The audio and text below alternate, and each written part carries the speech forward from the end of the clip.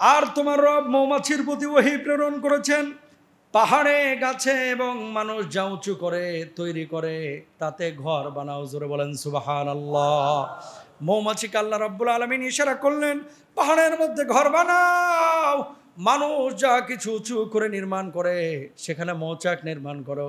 মানুষ যেখানে ঘর বাড়ি বানায় সেই জায়গাটায় তুমি ঘর বাড়ি বানায় দাও।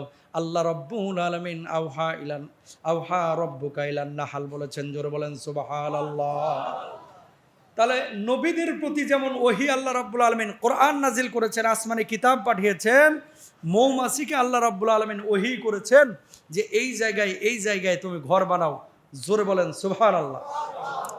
মৌমাছি যে ঘরগুলো বানায় এই ঘরগুলো মূলত ষড়ভুজ আকৃতির। কি আকৃতির? ষড়ভুজ আকৃতির। মৌমাছির এই ঘরগুলো, এগুলো দেখবেন একটা আকারে থাকে, মানে একেবারে গোল না, একেবারে চুক্ষাও না। এই মৌমাছিগুলো ছোট ছোট এই মৌমাছিগুলো এই ষড়ভুজ আকৃতির এই ঘরগুলো যে বানায়, তারা মুখ থেকে এক ধরনের লালা নিঃসরণ করে। লালা, এই লালাগুলো বের করে মোমবাতি জ্বালান না, এই মোমের আকৃতির মতো, মোমের বডির যে মোমবাতির যে আবরণ রয়েছে, এই আবরণের মতো স্টেপ বাই স্টেপ এই ফাঁকা ফাঁকা করে সুবিন্যস্তভাবে তারা যে ঘরগুলো বানান, এই ঘর পৃথিবীর কোনো ইঞ্জিনিয়ার বানাইতে পারে না। ঠিক কিনা ভাইরা? তো এই মৌমাছির মধ্যে এই বুদ্ধিটা দিয়েছেন যিনি, তিনি কে? আরো জোরে বলেন, তিনি কে? আল্লাহ রাব্বুল আলামিন এই কথা বলছেন যে এই মৌমাছিকে আল্লাহ সুবহানাহু ওয়া তাআলা, মৌমাছি মোম ওয়াক্স তৈরি করে, মুখ থেকে নিঃসৃত পদার্থ দিয়ে ষড়ভুজ আকৃতির চাক তৈরি করে, জায়গার সর্বোচ্চ ব্যবহার করে, শক্ত এবং টেকসই ঘর নির্মাণ করে। সহজে দেখবেন না ঝড়ে মোমবাতি এই মৌচাকের এই বাসাকে ভেঙে নিয়ে চলে যায়, এটা এত মজবুত হয়। জোরে বলেন সুবহানাল্লাহ। এবার আসেন মৌমাছি, এই মৌচাক যখন সে নির্মাণ করলো, মৌমাছির এক শ্রেণীর মৌমাছি আছে হচ্ছে রানী মৌমাছি, এদেরকে বলা হয় কর্মী মৌমাছি। সুবহানাল্লাহ বলেন। মূলত মধু সংগ্রহ করে এরা।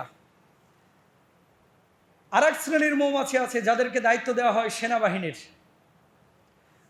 যে বাইরে থেকে নোংরা জায়গায় মৌমাছি যদি কেউ বসে, এই নোংরা মৌমাছিকে আমাদের চাকে ঢুকতে দিবি না, এরা এই ডিউটি পালন করে। সুবহানাল্লাহ বলেন। পুরুষ মৌমাছির কোনো কাজ নাই, এরা কি করে? শুধু মেয়েদের সাথে মেলামেশা করে বাচ্চা পয়দা করে, ডিম ফোটায়। সুবহানাল্লাহ বলেন। ফুল থেকে নেকটার সংগ্রহ করে, শরীরের বিভিন্ন বিশেষ অংশে জমা রাখে। মৌমাছির পেটের মধ্যে দুইটা অংশ আছে। কয়টা? একটাতে থাকে মধু, আর একটায় থাকে হচ্ছে তার খাদ্য। চাকে এসে অন্য মৌমাছির কাছে এই মধুটাতে সে সোপর্দ করে, নিজে এসে মধুটা ঢেলে দেয় না এই চাকের মধ্যে। কারণটা কি? ওই যে সিকিউরিটি গার্ড যাদেরকে নিয়োগ করা হয়েছে সেনাবাহিনীর, এদেরকে মৌমাছিগুলো মধুটা দিয়ে চেক করায় যে আমার মধুটা ঠিক আছে কিনা, গুণগত মান ঠিক আছে কিনা। যদি থাকে ওই মৌচাকের মধ্যে মধুটা তারা মুখের মাধ্যমে ঢেলে দেয়। জোরে বলেন সুবহানাল্লাহ। অথবা পেট থেকে ঢেলে দেয়। সুবহানাল্লাহ। এরপরে ডানা নেড়ে পানি শুকিয়ে ঘন করে। প্রথমে যখন মধুটা তারা ঢালে, এটা থাকে আর্দ্র, খুব ভেজা। এরপরে ডানাটাকে এভাবে কাঁপায় এই মৌমাছিগুলো, এরপরে মধুটাকে শুকিয়ে ফেলে। সুবহানাল্লাহ বাড়িতে যায় বলেন। আপনারা তো কিনতেছেন 1400, 1500 অথবা 2000 টাকা কেজি মধু। 1 কেজি মধু বানাইতে একটা মৌমাছি অথবা 1 লক্ষ মৌমাছি অথবা 10,000 মৌমাছি অথবা 60,000 মৌমাছিকে কতটা ফুল সফর করতে হয়? 1 কেজি মধু সংগ্রহের জন্য মিনিমাম 50 লক্ষ থেকে 55 লক্ষ ফুলে আরোহণ করতে হয়, সফর করতে হয়। জোরে বলেন সুবহানাল্লাহ। এই সুবহানাল্লাহটা আরেকটু জোরে বলেন তো। 2000 টাকা 1500 টাকা কেজি মধু কিনে নিচ্ছেন আর গলগলায় খাইতেছেন। আর এই 1 কেজি মধু বানাইতে গিয়ে 50 লক্ষ মৌমাছির 50 লক্ষ ফুলে 50 থেকে 60,000 মৌমাছির সফর করা লেগেছে। সুবহানাল্লাহ বলেন। তো কিলোমিটার সফর করা লাগে, প্রায় 1.5 থেকে 2 লক্ষ কিলোমিটার মৌমাছিকে সফর করা লাগে। এর মানে হচ্ছে পৃথিবীটাকে 1 কেজি মধু সংগ্রহ করতে যে পরিমাণ মৌমাছি ভ্রমণ করে, গোটা পৃথিবীকে কয়েকবার তারা ভ্রমণ করে ফেলতে পারে। সুবহানাল্লাহ। এখান থেকে ব্রিটেনের দূরত্ব মাত্র 11-12 হাজার কিলোমিটার, আমেরিকা আরেকটু বেশি। দেখেন এখান থেকে আমেরিকা যাওয়া যতটা সহজ, 1 কেজি মধু সংগ্রহ করা মৌমাছি তার চাইতে অনেক বেশি কঠিন। 1.5 লক্ষ কিলোমিটার সফর করতে হয়। সুবহানাল্লাহ বলেন। একটি চাকে মৌমাছি থাকে 20 থেকে 60,000। সুবহানাল্লাহ। পৃথিবীর একমাত্র খাবার যেটা 100 বছরও নষ্ট হয় না, সেটা হচ্ছে মধু। জোরে বলেন আল্লাহু আকবার। আরো জোরে। কয়শো বছর? 100 বছর। এখন আপনি বলবেন যে হুজুর আমি তো কিনছিলাম সাভার বাজার থেকে, নিয়ে আসার পরে দেখি কেমন ফাঙ্গাস পড়ে গেছে। চাচা ওটা মধু না, চিনি সেরা। কথা বলেন ঠিক না? কই সুন্দরবনের খাঁটি মধু। কিসের সুন্দরবন? নামাইছে সুন্দরবন থেকে, সুন্দরবন থেকে নামায় 1 পোয়া দিছে মধু, আর চিনির শিরা দিছে 1 মুন। কথা বলেন ঠিক না? আল্লাহু আকবার। এরপরে দেখেন এক একটা মধুর কালার এক এক রকম। আমি ইয়ামান থেকে লন্ডনে আমার এক ভাই একটা মধু গিফট করলো আমারে, বললো যে হুজুর এটা ইয়ামানি। আমার ইয়ামানের এক বন্ধু আমাকে গিফট করেছে। তো আমি বাড়িতে নিয়ে আসলাম 1 বোতল আর কি। নিয়ে আসার পরে ঢালবো যে মনে হচ্ছে কালো পিচ, রাস্তার পিচ আছে না, এরকম শক্ত। তো আমি আতঙ্কিত হয়ে গেলাম, ফোন দিলাম যে ভাই মধু আবার এরকম হয় কিভাবে? হুজুর এটা পৃথিবীর সবচেয়ে দামি মধু। সুবহানাল্লাহ বলেন। এটা একেবারে পাহাড়ের উপরে থাকে, উত্তপ্ত এরিয়ায়, এবং এখান থেকে এই মধুটা তৈরি হয়। এর চাইতে পৃথিবীতে দামি কোনো মধু নেই। একবারে কালো পিচের মতো শক্ত, আর সহজে পড়তে চায় না। ঠিক ওইটাও যেমন মধু, আপনার আমার বাড়ির পাশের সরিষা ফুলের মধু, এটাও কিন্তু পিওর মধু। সুবহানাল্লাহ বলেন। এই জন্য প্রিয় ভাইরা আমার, লিচুর ফুল থেকে যেই মধু হয় সেটার কালার একরকম, পাহাড়ের ওপর থেকে যেই মধু হয় সেটার কালার আর এক রকম, আবার আমের মুকুল থেকে যেই মধু হয় সেটার কালার আর এক রকম, সরিষা ফুল থেকে যেই মধু হয় সেটার কালার আর এক রকম করেছেন কে? আল্লাহ রাব্বুল আলামিন বিশ্বনবী মুহাম্মদুর রাসূলুল্লাহ সাল্লাল্লাহু আলাইহি ওয়াসাল্লামের মাধ্যমে আমাদেরকে জানাচ্ছেন, ও দুনিয়ার মানুষ। আল্লাহর হাবিব সাল্লাল্লাহু আলাইহি ওয়াসাল্লামের কাছে এক সাহাবী এসে বললেন, ইয়া রাসূলুল্লাহ আমার ভাইয়ের পেট খারাপ, কোনোভাবেই সুস্থ হচ্ছে না, কি করব? ওগো নবীজি বলেন বলেন কি করব? আল্লাহর নবী বললেন তোমার ভাইকে মধু পান করাও। পরের দিন আবার এসে বললেন আমার ভাইয়ের পেট তো ভালো হলো না। আল্লাহর নবী বললেন আবার মধু খাও, তারপরেও ভালো হলো না। তৃতীয় দিন আবার এসে যখন বললেন, আল্লাহর নবী জবাব দিলেন তোমার ভাই আস্থা নিয়ে এটা হয়তো বা খাচ্ছে না বা পান করছে না, এর জন্য সুস্থ হচ্ছে না। আল্লাহ রাব্বুল আলামিন এই মধুর মধ্যে শিফা রেখেছেন, তুমি খাইতে বলো তোমার ভাইয়ের পেট ভালো হবে।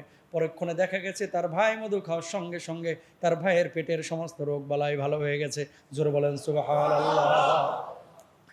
আল্লাহ রাব্বুল আলামিন এর জন্য বলছেন, সুম্মা কুলি মিন কুল্লি সামারাতি ফাসলুকি সুবালা রাব্বিকি যুলুলা ইয়াখরুজু মিন বুতুনিহা শারাবুম মুখতালিফুন আলওয়ানুহু ফীহি শিফাউন লিন্নাস ইন্না ফী যালিকা লাআয়াতান লিকাওমিন ইয়াতাফাক্কারুন।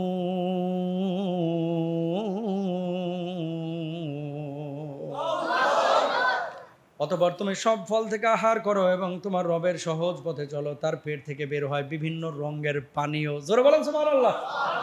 ওই যে একটু আগে বললাম, কোনো মধু হলুদ, কোনো মধু লালচে, কোনো মধু কালো। আমার আল্লাহ বলছে তার পেট থেকে বের হয় বিভিন্ন রঙের পানীয়। জোরে বলেন সুবহানাল্লাহ। এতে রয়েছে মানুষের জন্য আরোগ্য, ফিহি শিফাউল লিন্নাস। এখন আপনি খাওয়ার পরে ভালো হচ্ছে না, জ্বর হয়েছে, মধু খান। পেটে ব্যথা, মধু খান। গ্যাসের সমস্যা, মধু খান। চোখের সমস্যা, মধু খান। শারীরিক যে কোনো সমস্যা, আগে মধুটা খান। এখন বলবেন যে হুজুর কাজ হচ্ছে না। 2টা কারণে মধু কাজ হয় না। একটা হচ্ছে আপনার আস্থা নাই, এই আয়াতের প্রতি আপনার বিশ্বাস নাই। আর 2 নাম্বার, আসলে মধুর নামে আপনি মধু খাচ্ছেন না, আপনি জিলাপি সিরাপ খাচ্ছেন। কথা বলেন ঠিক না?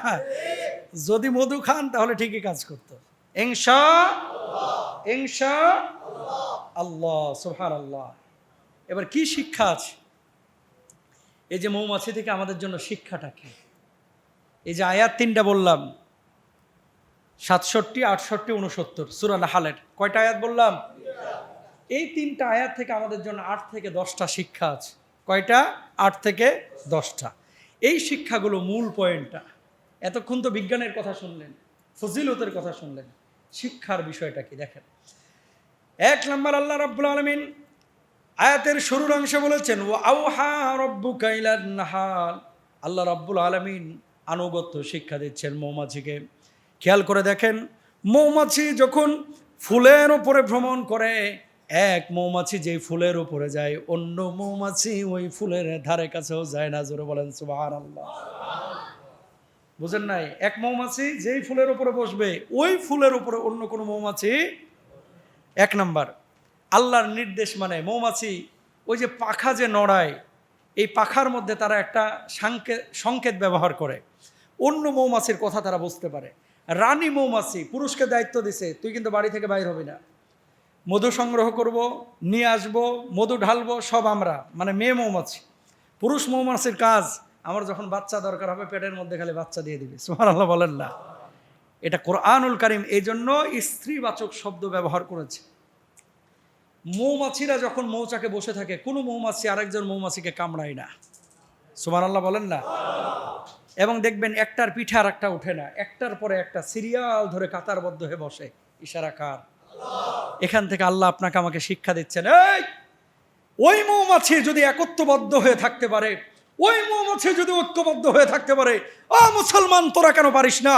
আজকে মৌমাছির মতো মৌচাকে যেভাবে তারা আবদ্ধ হয়ে আছে, ঐক্যবদ্ধ হয়ে মুসলমান যদি থাকতো, সারা পৃথিবীর কোনো নাস্তিক বামরাম ছাগল আর অমুসলিমরা মুসলমানদের দিকে তাকানোর সাহস পাইত না। আজকে ইরানে মুসলমানরা মার খাচ্ছে, সৌদি আরবে খাচ্ছে, ওখানে খাচ্ছে, বার্মায় খাচ্ছে, কাশ্মীরে খাচ্ছে, শুধুমাত্র আমরা মুসলমানরা ঐক্যবদ্ধ না হওয়ার কারণে। ঠিক না? তাহলে যখন মৌমাছির মতো ঐক্যবদ্ধ হব, ওই ঐক্যের মধ্য থেকে মধুর মতো আল্লাহ সুবহানাহু ওয়া তাআলা আমাদেরকে সুন্দর সুন্দর পানীয় দিবেন, সফলতা দিবেন। সুবহানাল্লাহ বলেন। মৌমাছিকে আল্লাহ তাআলা আদেশ করেছেন, কোনো প্রশ্ন করে না, যেভাবে বলেছে সেভাবেই চলে। এখানে বাসা বানাও, 3টা স্থানে মৌমাছিকে বাসা বানাইতে বলছিলেন। কয়টা? আরো জোরে বলেন, কয়টা? উঁচু পাহাড়ে, ঘরের ওই যে কিনারায়, আর একটা হচ্ছে উঁচু বাসস্থানে, ঝোড়ঝাপে, গাছপালায়। এটা ইশারা করেছেন কে? আপনি কি দেখেছেন ফ্যানের উপরে এসে মৌমাছি বসতে? দেখেছেন? না। কেন বসে নাই? আল্লাহ তাকে আদেশ করে নাই। ওই যে ক্যামেরাগুলো রাখছে, ক্যামেরার উপরে বসছে না। এই জন্য মৌমাছি দেখবেন যে জায়গাগুলো চুজ করে, এই জায়গাগুলো সেই রকম মানে বসবাসের মতোই জায়গা। সুবহানাল্লাহ বলেন। মৌমাছি যেমন আল্লাহর বিধান মেনেছে, আল্লাহর দেওয়া পথে চলেছে, এজন্য মৌমাছিকে আল্লাহ তাআলা মধুর মতো সম্মানিত করেছেন, এই মধুর মতো দামি জিনিস দিয়েছেন। 2000 টাকা, 3000 টাকা কেজি। আপনি আমি যদি আল্লাহর হুকুম আনুগত্য মানতাম, আপনার আমার জীবনটাও মৌমাছির মতো দামি হইতো, আপনার আমার আমলটা দামি হইতো, আপনার আমার সময়টাই দামি হইতো। সুবহানাল্লাহ বলেন। তাহলে গোলামি করব কার? নামাজ পড়বো কার জন্য? রোজা করব কার জন্য? আল্লাহ কবুল করুক। সবাই বলেন আমিন। 2 নম্বর, ফাসলুকি সুবুলা রাব্বিকি যুলুলা, তোমার রবের পথ অনুসরণ করো। মৌমাছি 1.5 লক্ষ কিলোমিটার পথ সফর করে আবার তার মৌচাকে ফিরে আসে, নিজ গন্তব্যে ফিরে আসে। আর আমরা যখন বাংলাদেশ থেকে আমেরিকা যাই, বাংলাদেশ থেকে ইংল্যান্ড যাই, বাংলাদেশ থেকে সৌদি আরব যাই, সিঙ্গাপুর যাই, চায়না যাই, তারপরে নিজের ইমান আমল সব বিকায় ফেলে। বোঝেন নাই কথা? নামাজ এখানে থাকলে পড়ে, যখন চায়না যায় আর নামাজ পড়ে না, যখন থাইল্যান্ডে যায় আর নামাজ পড়ে না। এখানে ভালো দেখলে মনে হয় বাপরে বাপ কত সুন্দর ছেলে, এর চাইতে ভালো মানুষ নাই। কক্সবাজার যায় হাফ প্যান্ট পরে ঘোরে, খাড়া খাড়া মোতে। কথা বলেন, আছে না নাই? তার মানে কি? মুমিন তার পরিচয় হারাবে না। মৌমাছি সে 1.5 লক্ষ কিলোমিটার দূরে চলে যায়, মানে ঘুরতে ঘুরতে আর কি, 1.5 লক্ষ কিলোমিটার সফর করে, কিন্তু তার আপন গন্তব্য ভুলে না, ঠিক নিজ জায়গায় ফিরে আসে। মুমিন সে পৃথিবীর যেখানেই যাবে, সে চাঁদের দেশে গেলেও নামাজ পড়বে। সুবহানাল্লাহ বলেন। চাঁদের দেশে গেলেও, পৃথিবীর বাইরে চলে গেলেও সে দিন ফলো করবে। এটা মৌমাছি থেকে আল্লাহ রাব্বুল আলামিন আমাদের জন্য শিক্ষা রেখেছেন। সুবহানাল্লাহ। 3 নম্বর হচ্ছে উত্তম খাদ্য গ্রহণ করা। কুলিমিং কুল্লি থামারাত, মৌমাছিকে আল্লাহ রাব্বুল আলামিন উত্তম খাবার ফুল থেকে গ্রহণ করতে বলেছে। দেখবেন কোনো মৌমাছি পচা ফুলে বসে না, ঝামেলার কোনো ফুলে বসে না। যেই ফুলটা উত্তম সেই ফুলে বসে ভালো খাবারটা গ্রহণ করে। যত ভালো খাবার গ্রহণ করে পেট থেকে তত ভালো মধু বাইর হয়। জোরে বলেন সুবহানাল্লাহ। তো মৌমাছি ভালো খাবার খায়, ভালো খাবারের পরে সে ভালো মধু দেয়। আপনি খাবার খান হারাম, ছেলেকে চান ভালো, সম্ভব না। নিজে খাবেন ভালো, উৎপাদন হবে, খাবেন খারাপ, উৎপাদনও কি খারাপ। এখন আপনি হিসাব মিলিয়ে নেন, আপনি কোন ক্যাটাগরিতে যাবেন। হালাল খান, ভালো পাবেন, সুস্থতার জীবন পাবেন, ছেলেমেয়েরা কথা শুনবে, আল্লাহ তাআলা আপনার হায়াতের রিজকে বারাকা দিবেন। হালাল খাবার খাবেন, হারাম থেকে দূরে থাকবেন ইনশাআল্লাহ। নোংরা জায়গায় যাওয়া যাবে না। আপনি কি জানেন একটা তথ্য, কোনো মৌমাছি যদি নোংরা জায়গায় বসে, ধরেন ডাস্টবিনে বসছে, তাহলে ওর গায়ের মধ্যে একটা মানে একটা চিহ্ন বসে যায়, এবং তার গায়ের যে স্মেলটা, এটা পাওয়ার পরে ওই যে সেনাবাহিনী মৌমাছি, যাদেরকে কর্মী মৌমাছি যাদেরকে দায়িত্ব দেওয়া হয়েছে, সঙ্গে সঙ্গে ওই মৌমাছিকে তারা মেরে ফেলায়। আল্লাহু আকবার বলেন না। মানে কোনো অন্যায় জায়গায়, অস্পষ্ট জায়গায়, নোংরা জায়গায় কোনো মৌমাছি যদি বসে, সেই মৌমাছিকে মৌচাকে ঢুকতে দেওয়া হয় না। আজকে বাংলাদেশ সহ সারা বিশ্বের মুসলমানদের কমিউনিটিতে যদি এরকম থাকতো যে কোনো হারামখোর আমার সাথে মিশতে পারবে না, কোনো জালেম আমার দেশে আমার সমাজে জায়গা পাবে না, কথা বলেন ঠিক কিনা, তাহলে বাংলাদেশে সারা পৃথিবীর বুকে কোথাও জালেম পয়দা হইতো না, ঠিক কিনা ভাইরা। মজলুম হব কিন্তু কখনো জালেম হব না। আল্লাহ তাআলা এই শিক্ষা এখান থেকে দিচ্ছে। খাও ভালো, ইবাদত করো, শান্তি পাবা। খাও ভালো, আমল করো, আল্লাহ তাআলা তোমার আমলে বারাকা দিবে, আমল কবুল করবে, সুবহানাল্লাহ। এরপরে 4 নাম্বার হচ্ছে উপকার করা, ক্ষতি না করা। কোনো মৌমাছি আরেকজন মৌমাছি বড় কোনো অপরাধ না করলে তারা কোনো ক্ষতি করে না। ও মুসলমান, আপনি আরেকজন মুসলমানের কোনো ক্ষতি করবেন না। একজন মানুষ আরেকজন মানুষের ক্ষতি করবে না। আল মুসলিমু মান সালিম আল মুসলিমুনা মিন লিসানিহি ওয়া ইয়াদিহি। প্রকৃত মুসলমান তো সেই মুসলমান যার হাত আর জবান থেকে অন্য মুসলমান নিরাপদ থাকে। জোরে বলেন সুবহানাল্লাহ। মৌমাছি পরিশ্রম করে এক পর্যায়ে সে মধু পায়, আর আপনি আমি পরিশ্রম করি না, ঘরে বসে 10 তলা বিল্ডিং এর মালিক হতে চাই। কথা বলেন না কেন? আবার কিছু লোক আপনার আমার আশপাশেই আছে, একদিন পরিপূর্ণ খাটে, ধরেন আসছে 2000, 3 দিন বসে খায়, আছে না নাই? মৌমাছি এই কাজ করে না। এখান থেকে আল্লাহ আমাদের জন্য শিক্ষা রেখেছেন যে তোমার পরিশ্রমটা হবে ধারাবাহিক। একদিন বসে থাকবা, আরেকদিন ঘুমাইবা, আরেকদিন কাজই করবা না, এমনটা যেন না হয়। পরিশ্রমটা হবে প্রতিদিন। একদিন বসে থাকবেন, আরেকদিন কাজ করবেন, এরকম করবেন না। প্রতিদিন মৌমাছির মতো পরিশ্রম করেন। এটা আমার কথা না, আমার আল্লাহর কথা। অলসতা নয়, পরিশ্রম করেন। এরপর হচ্ছে দলবদ্ধ জীবন, ঐক্যবদ্ধ জীবন। মৌমাছিরা যেমন ঐক্যবদ্ধ, চাকে ঢিল মারবেন, দেখবেন একটা এসে কামড়ায় না, পুরো দল বাইধা এসে ধরে। কথা বলেন না কেন? ঢিলটা আপনি মারবেন, ঢিলটা আপনি মারবেন, ঢিল মারার সাথে সাথে পুরো দল এসে আপনাকে কি করবে? ধরবে, পাকড়াও করবে। ইরানে মিসাইল ছুটছে, আজকে সারা পৃথিবীর মুসলমানরা যদি মিসাইলটা ওর ঘাড়ে ছুটতো, তাহলে ইরানের দিকে তাকানোর সাহস পাইতো না। বাংলাদেশে ধরেন কথার কথা কেউ আঘাত করছে, এখন সারা পৃথিবীর 56-57টা মুসলিম দেশ, এরা যদি বলতো আমার বাংলায় আঘাত করলে তোর চাঁদে উড়ে ফেলাবো, সারা পৃথিবীর অমুসলিম কোনো দেশ বাংলার দিকে তাকানোর সাহস পাইতো না, ঠিক কিনা? এ মৌমাছির মতো হওয়া লাগবে। আমি তখন স্কুলে পড়ি, ওই যে পাটকাঠি দিয়া একদিন মৌমাছির এই চাকে দিছি ঢুকায়া, ঢুকানোর পরে আমি টান দিছি, মনে করছি মধু আসবে, তো মধু আসার আগে আমরা সাইজ করে ফেলাইছে। হ্যাঁ, তারপরে ঠোঁট ফুলায় ফেলাইছে। ছোট মানুষ বুঝি নাই। তো কতজনের এরকম কত ঘটনা আছে, কেউ স্বীকার করে না, মনে মনে হাসতেছে আর কি। যাই হোক, আলহামদুলিল্লাহ। তারপরে নেতৃত্ব মানা, এটা 7 নাম্বার শিক্ষা মৌমাছি থেকে। কি মানা?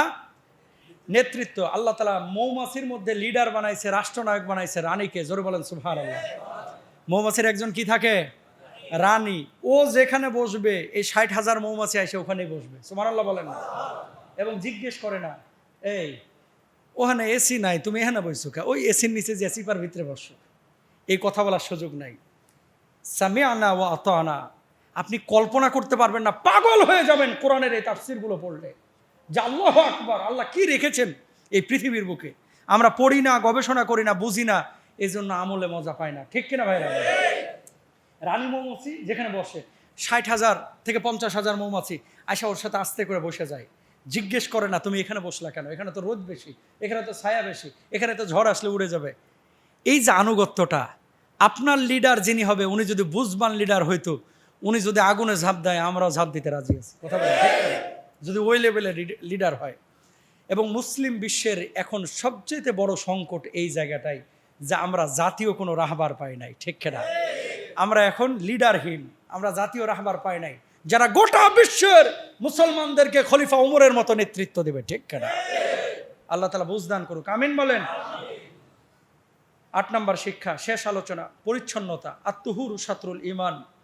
নোংরা মৌমাছিকে যেমন দলের মধ্যে ঢুকতে দেয় না, মানে হারামখোর, বেঈমান, বদমাশ, লম্পট, জেনাকার কোন মানুষ, তারে দিয়ে আল্লাহ তাআলা দ্বীনের খেদমত নেয় না যদি তওবা করে ফিরে না আসে, ঠিক কিনা? এজন্য আল্লাহ তাআলা বলছেন উদখুলু ফিস সিলমি কাফা, ইসলামে ঢুকলে পরিপূর্ণ ঢুকে যাবে। অর্ধেক মুসলমান, অর্ধেক হিন্দু, অর্ধেক খ্রিস্টান এরকম হইও না। সুবহানাল্লাহ বলেন। প্রিয় ভাইরা আমার, তুহুরু শাতরুল ঈমান। আচ্ছা, পবিত্রতা, পরিচ্ছন্নতা এটা হচ্ছে ঈমানের অর্ধেক। সুবহানাল্লাহ। এরপর আসেন 9 নম্বর শিক্ষা হচ্ছে আমানতদারিতা। ইন্নাল্লাহা ইয়া'মুরুকুম আন তুআদ্দুল আমানাত। মধুরা মৌমাছিরা যে মধু নিয়ে আসে, এক ফোঁটা মৌচাকের মধুও তারা নষ্ট করে না। সুবহানাল্লাহ। ধরেন একটা চাক, বড় চাকে 3 কেজি 4 কেজি মধু আছে, কখনো দেখবেন না যে মধু টপ টপ টপ টপ করে পড়তেছে, দেখছেন কখনো? কেন পড়ে না? আল্লাহ আদেশ করেছে এক ফোঁটাও ফেলতে পারবে না, এই জন্য তারা খেয়ানত করে না। যদি কোনো মৌমাছির খামখেয়ালির কারণে মৌচাক থেকে মধু পড়ে, ওরা শেষ করে ফেলায়, ওরা দল থেকে বাইর করে ফেলায়। আরে কখনো কখনো সেনাবাহিনী মৌমাছি মাইরাও ফেলায়। আল্লাহু আকবার, সুবহানাল্লাহ। সুতরাং আমরা আমাদের পরিবারে, পারিবারিক জীবন, সামাজিক জীবনে এরকম আমানতদার হব, কখনো খেয়ানত করব না, ইনশাআল্লাহ, ইনশাআল্লাহ। এরপরে সর্বশেষ শিক্ষা হচ্ছে পবিত্র অন্তর। ফিহি শিফাউল লিন্নাস, এর মধ্যে রয়েছে শিফা। কার মধ্যে? মধুর মধ্যে। যার পেট থেকে নির্গত মধু আপনি খাচ্ছেন, তার মধ্যে শিফা আছে। আপনি যদি আপনার হৃদয়টাকে আল্লাহওয়ালা বানাইতে পারেন, কলবের মধ্যে তাকওয়ার নূর পয়দা করতে পারেন, আপনার প্রতিটি কথা, আপনার প্রতিটি ফুক, আপনার প্রতিটি তেলাওয়াত, এটা মানুষের জন্য শেফার কারণ হবে ইনশাআল্লাহ। আল্লাহ তাআলা আমাদের সবাইকে বুঝার তৌফিক দান করুন। আরো জোরে বলেন আমিন। হাদা মা ইনদি ওয়াল ইলমু ইনদাল্লাহ, আলাইহি তাওয়াক্কালতু ওয়া ইলাইহি উনীব, ওয়া আখির দাওয়ানা আলহামদুলিল্লাহি রাব্বিল আলামিন। আসসালামু আলাইকুম ওয়া রাহমাতুল্লাহি